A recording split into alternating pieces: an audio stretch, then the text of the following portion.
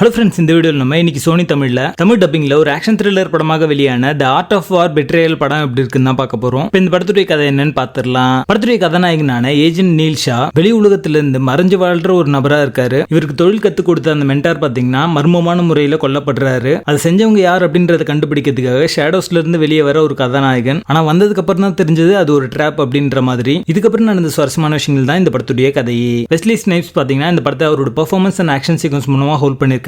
Action sequence எல்லாமே ஒரு mild என்டர்டெயின்மெண்டா ஒரு கோட்டா இருக்கு. சிஜி ஒர்க் எல்லாமே பாத்தீங்கன்னா அது சிஜி தான் பண்ணிருக்காங்க அப்படின்றது அப்படமா தெரியும். கிளைமேக்ஸும் இன்னும் கொஞ்சம் பெட்டரா பண்ணிருக்கலாம் அப்படிங்கிற மாதிரி தோணுச்சு. எந்த கேரக்டர்ஸுமே பெருசா நம்மளுக்கு கனெக்ட் ஆகல. ஸ்டோரி ஸ்கிரீன் பிளே எல்லாமே நம்ம பார்த்து பழக்கப்பட்ட ஒரு கதைக்களம் தான். புதுசா எதுவுமே இந்த படத்துல இல்ல. படத்துடைய பேசிங் ஆவரேஜா இருக்கும். மொத்தத்துல இது ஒரு பிலோ ஆவரேஜ் ஆக்ஷன் த்ரில்லர் படமாக வந்திருக்கு. இந்த படம் பார்த்து உங்க டைம் வேஸ்ட் பண்ணாதீங்க, ஸ்கிப் பண்றீங்க. படத்துல அடர்கான இருக்கு. இந்த படத்தை நீங்க ஃபேமிலியோட பார்க்காதீங்க. தி ஆர்ட் ஆஃப் வார் 2 பெட்ரேயல் படத்துக்கு எங்களோட ரேட்டிங் 4 out of 10.